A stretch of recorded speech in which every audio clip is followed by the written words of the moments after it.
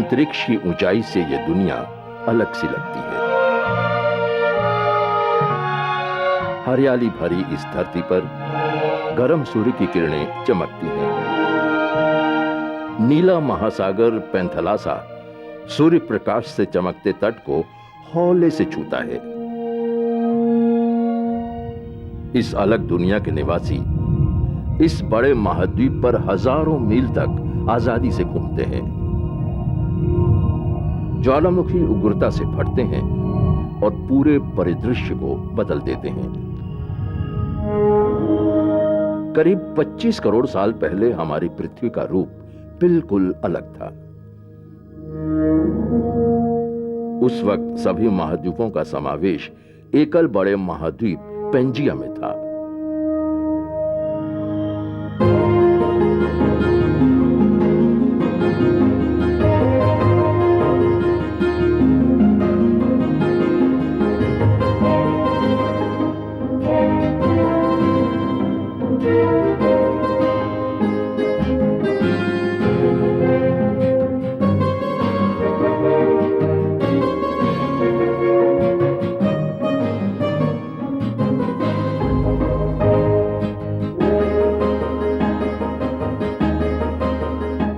Alfred Wegener एक German मौसम वैज्ञानिक थे। उनके अनुसार पहले सभी महाद्वीप यानी कॉन्टिनेंट आपस में एक साथ जुड़े हुए थे। इसे सुपर कॉन्टिनेंट पेंजिया कहा जाता था। उनके कॉन्टिनेंटल ड्रिफ्ट सिद्धांत के अनुसार करीब 20 करोड़ साल पहले पेंजिया दो भागों में विभाजित हुआ, लॉरेशिया और गोंडवाना लैंड। काफी समय बाद महाद्वीप एक दूसरे से अलग हुए और खिसकते हुए वहां पहुंचे जहां वो वर्तमान स्थिति में है। लॉरेशिया विभाजित हुआ और यूरेशिया और नॉर्थ अमेरिका बने। Gondwana land Antarctica, Africa, Australia, south America और भारतीय उपमहाद्वीप प्लेट में विभाजित हुए। वेगनर ने सिद्ध किया कि दक्षिणी अमेरिका का पूर्वी तट और अफ्रीका का पश्चिमी तट एक समय आपस में जुड़ा हुआ था। अंटार्कटिका में जमे हुए बर्फ के काफी नीचे पाए जाने वाले कोयले के जमाव से इस बात की पुष्टि होती है कि अंटार्कटिका एक समय भूमध्य रेखा यानी इक्वेटर के पास था। उनके अनुसार इंडियन प्लेट में यूरेशियन प्लेट से टकराने से विशाल हिमालय की उत्पत्ति हुई। लेकिन वेगनर यह सिद्ध नहीं कर पाए कि किस मजबूत बल की वजह से महाद्वीपों का स्थानांतरण हुआ।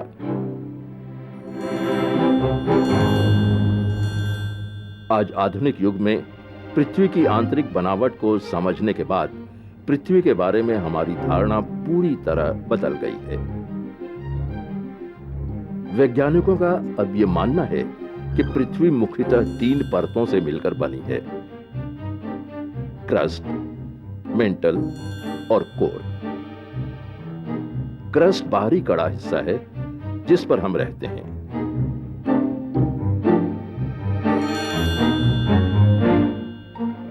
बाहरी कड़े हिस्से यानी क्रस्ट की औसतन मोटाई करीब 30 किलोमीटर है।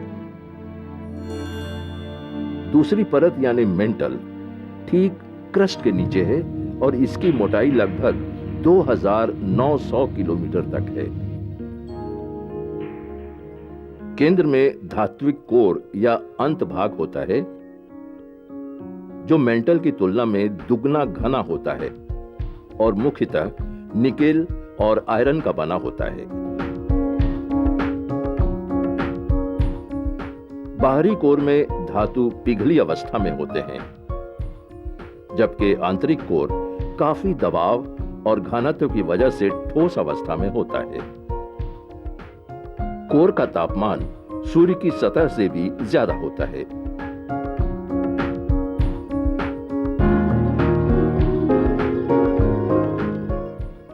क्रस्ट या लिथोस्फीयर के विभाजन से टूटकर अलग अलग टेक्टोनिक प्लेट बने जिन पर महाद्वीप और महासागर है। क्रस्ट के टुकड़े ही पृथ्वी के टेक्टोनिक प्लेट्स हैं। आज इन मुख्य प्लेटों की संख्या 12 है।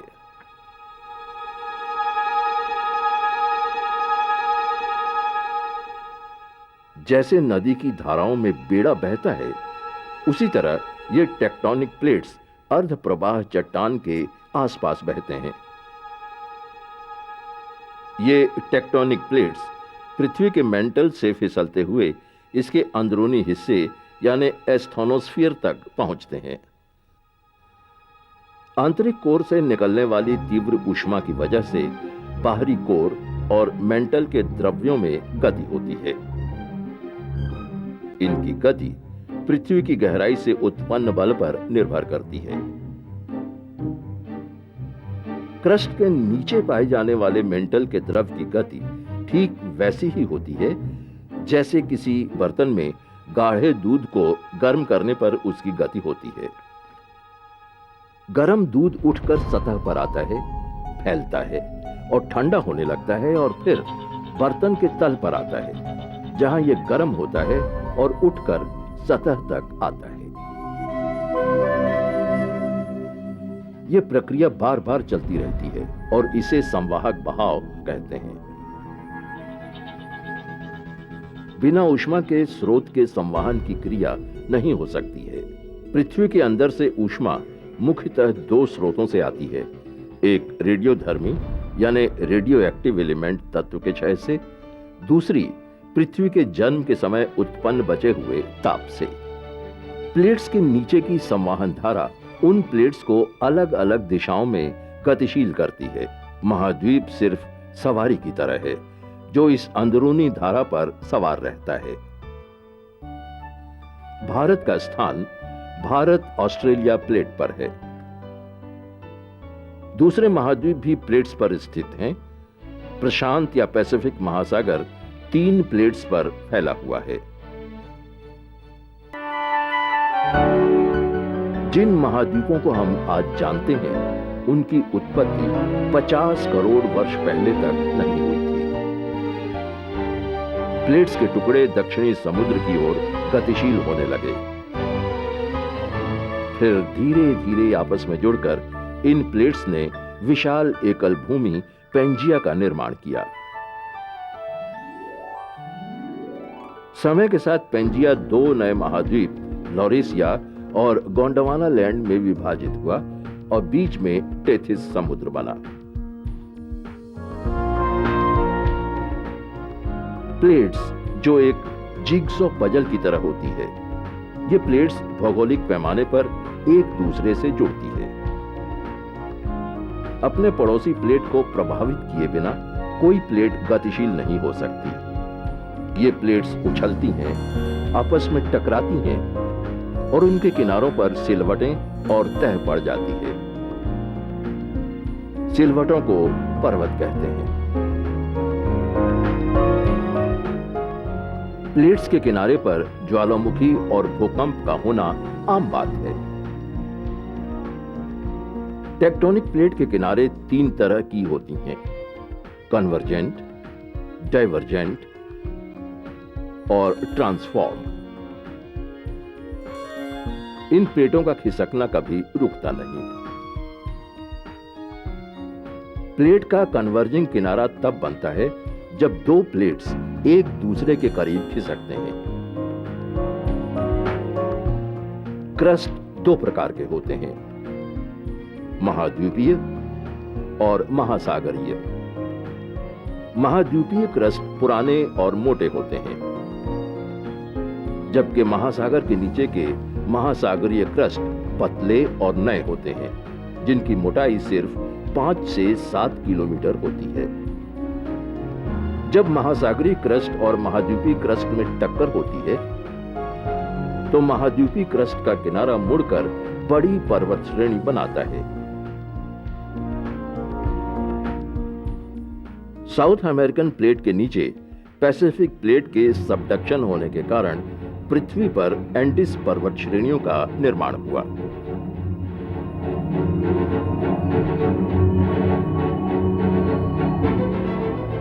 जब 2 महासागरीय प्लेट के किनारे आपस में टकराते हैं, तो वहां ट्रेंच यानी खाई बनती है।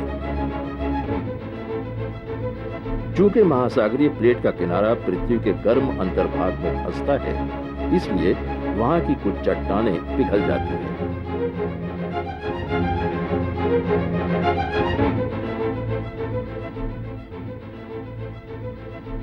इस तरह के ज्वालामुखी पर्वत श्रेणियों को आइलैंड आर्क कहा जाता है।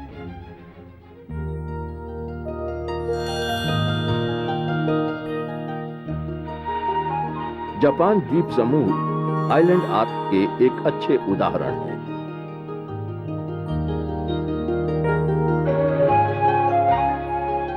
जब दो महाद्वीपीय प्लेट एक दूसरे से टकराते हैं तो आपस में एक दूसरे पर चढ़ने की बजाय मुड़ जाते हैं और बड़ी पर्वत श्रेणियों का निर्माण होता है। यूरेशियन प्लेट और भारतीय प्लेट के आपसी टकराव के फलस्वरूप हिमालय पर्वत श्रेणियों का विस्तार आज भी हो रहा है। जहां पर प्लेट्स आपस में खिसकते हैं, उन्हें ट्रांसफॉर्म बाउंड्रीज कहा जाता है। ट्रांसफॉर्म बाउंड्रीज के किनारे पर घर्षण की वजह से बड़ी मात्रा में ऊर्जा निकलती है और वहां पर भूकंप आना सामान्य बात है। सैन एंड्रियस फॉल्ट जोन की प्लेट बाउंड्री इसका एक अच्छा उदाहरण है, जहां प्रशांत या पैसिफिक प्लेट के उत्तरी गति और उत्तरी अमेरिकन प्लेट की दक्षिणी गति होती है। कभी कभी दो महाद्वीपीय क्रस्ट एक दूसरे से अलग होने लगते हैं, जिससे डाइवर्जिंग प्लेट बाउंड्री का निर्माण होता है। जब महाद्वीप के अंदर डाइवर्जेंस होता है तो इसे रिफ्टिंग कहा जाता है। पृथ्वी के अंतर्भोग से गर्म लावा बाहर निकलता है, जिसके दबाव से क्रस्ट टूटकर अलग होता है।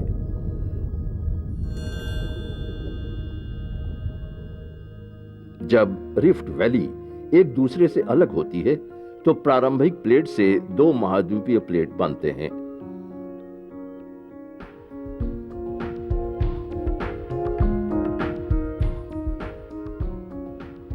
जब दो महाद्वीपीय प्लेट्स एक दूसरे से अलग होते हैं तो वहां पर मैग्मा द्वारा एक नए क्रस्ट और जलमग्न पर्वत श्रेणियों का निर्माण होता है।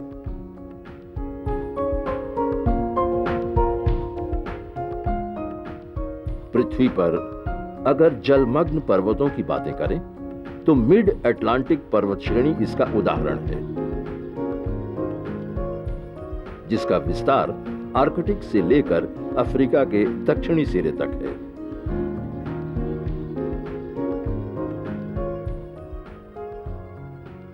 चौदह नवंबर 1963 की भोर का वक्त था। आइसलैंड के दक्षिणी किनारे से कई मील दूर मछुआरों ने समुद्र से काला धुआं निकलते देखा।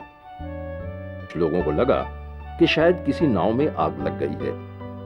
कुछ को ऐसा लगा कि यह समुद्र के नीचे का ज्वालामुखी है, जो महासागर के तल से फटकर निकल रहा है। लेकिन शाम होते होते धाराओं के नीचे कड़े होते हुए लावा की एक चोटी पाई गई और दूसरे दिन सुबह में सतह के ऊपर एक छोटा टापू बना देखा गया। इस नए टापू को सर्टसी कहा गया। सर्टसी नाम आइसलैंड के आग के देवता सर्टर के आधार पर रखा गया। इसका अस्तित्व पर्वत श्रेणियों की दरारों से निकली पिघली चट्टानों की वजह से है। ज्वालामुखी द्वीप सर्टसी आइसलैंड के दक्षिणी तट से 32 किलोमीटर दूर स्थित है।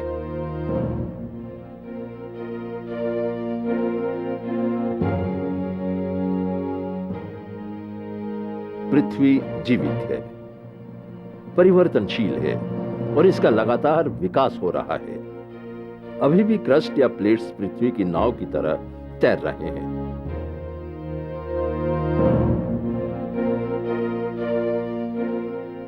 करीब 18 करोड़ साल पहले विशाल महाद्वीप पेंजिया टूटने लगा। वैज्ञानिकों का मानना है कि पेंजिया के टूटने का कारण वही था जो आज प्लेट्स के गतिशील होने के कारण है। समय के साथ साथ लॉरेशिया और गोंडावाना लैंड के भी हिस्से होने लगे। उत्तर और दक्षिण अमेरिका पश्चिम की ओर खिसक गए। दक्षिण में अंटार्कटिका, पूरब में ऑस्ट्रेलिया और भारत उत्तर दिशा में खिसकने लगा, जहां वो यूरेशिया से टकराने की दिशा में आगे बढ़ रहा था।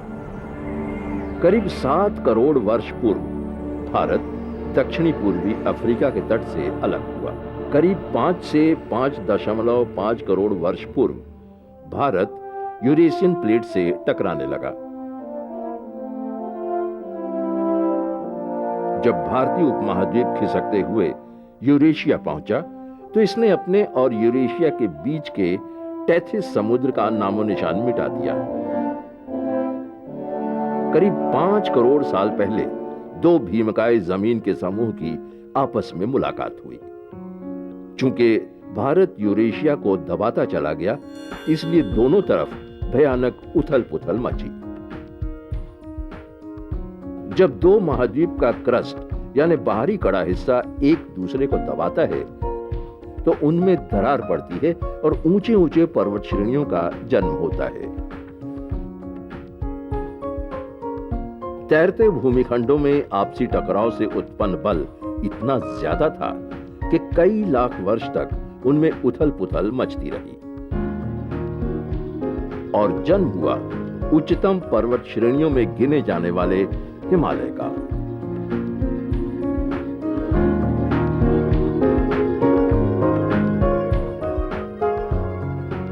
भारतीय प्लेट अभी भी गतिशील है और हिमालय की ऊंचाई आज भी बढ़ रही है।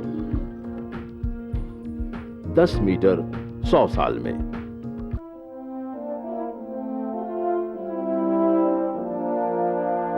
पृथ्वी का सबसे बड़ा ज्वालामुखी हवाई है और हवाई द्वीप का अस्तित्व है पृथ्वी की टेक्टोनिक प्रक्रिया। यह हॉटस्पॉट के नाम से जानी जाती है। हवाई प्रशांत महासागर यानी पैसिफिक ओशन पर 6000 किलोमीटर की दूरी में द्वीपों का समूह है। वैज्ञानिकों का यह मानना है कि नीचे से ऊपर की ओर आता हुआ लावा, जिसे प्ल्यूम कहते हैं, वो पैसिफिक प्लेट के नीचे स्थायी जगह पर रहता है। करीब 2.5 करोड़ वर्ष पूर्व पैसिफिक प्लेट ने प्ल्यूम या हॉट स्पॉट के ऊपर एक कन्वेयर बेल्ट की तरह खिसकना शुरू किया। इसकी गति एक साल में सिर्फ 12 सेंटीमीटर थी।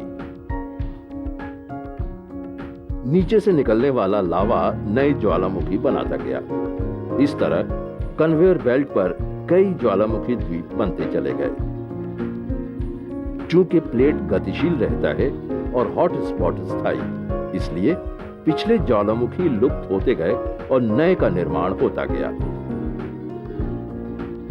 समय के साथ लुप्त ज्वालामुखियों की एक कड़ी बन जाती है, जहां हॉट स्पॉट के ऊपर एक आखिरी कड़ी के रूप में सक्रिय ज्वालामुखी रह जाता है। हवाई खुद 5 आपस में जुड़े ज्वालामुखी पर्वतों से मिलकर बना है, जिनका निर्माण मेंटल से निकलने वाले प्ल्यूम से हुआ। किलोइया संसार का सबसे बड़ा सक्रिय ज्वालामुखी है, क्योंकि द्वीप अभी भी पूरी तरह हॉट स्पॉट के बाहर नहीं गया है। प्लेट टेक्टोनिक्स से जुड़े कॉन्टिनेंटल ड्रिफ्ट ने जैविक वातावरण को पूरी तरह बदल दिया है। चूंकि समय के साथ प्लेट और भूमध्य रेखा की तुलनात्मक स्थिति बदलती रहती है, इसलिए जीवन नए माहौल में, नए वातावरण में ढल जाता है। चूंकि भारत 20 करोड़ साल पहले अफ्रीका से टूटकर अलग हुआ, इसलिए इस बात की काफी संभावना है कि अन्य जीवों के साथ वूली मैमोथ्स के वंशज भी उत्तरी एशिया की तरफ चले गए। एशिया और अफ्रीका के हाथियों में कुछ शारीरिक विभिन्नताएं हैं, लेकिन उनकी आनुवांशिकता एक है। कॉन्टिनेंटल ड्रिफ्ट की वजह से जीवों में विविधता होती है।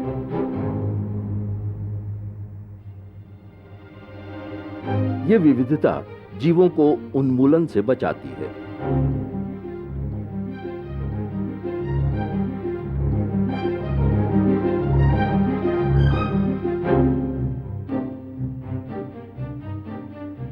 करीब 25 करोड़ साल पहले दक्षिण अफ्रीका, भारत और ऑस्ट्रेलिया एक समूह के रूप में ऊंचे दक्षिणी अक्षरेखा पर थे जो बर्फ से ढकी थी। लेकिन आज इन जमीनों पर हिम नदी नहीं मिलती। वहीं दूसरी तरफ अलास्का और स्कैंडिनेविया जैसे प्रदेश भूमध्य रेखा के पास थे जहां बर्फ का नामो निशान नहीं था। और आज अलास्का और स्कैंडिनेविया की जमीनों पर हिम नदी मिलती है। पुराना ऐतिहासिक पैंजिया एक धूमिल याद बनकर रह गया है, लेकिन लिथोस्फीयर की धारा अभी भी बह रही है। जमीनों के बीच की वृहद दूरी शायद एक बार फिर कम हो सके। धरती एक बार फिर रहस्यमय टुकड़ों की तरह नजर आए। हमारी आने वाली पीढ़ी शायद भविष्य में एक अकेले महाद्वीप के नागरिक बन सकें।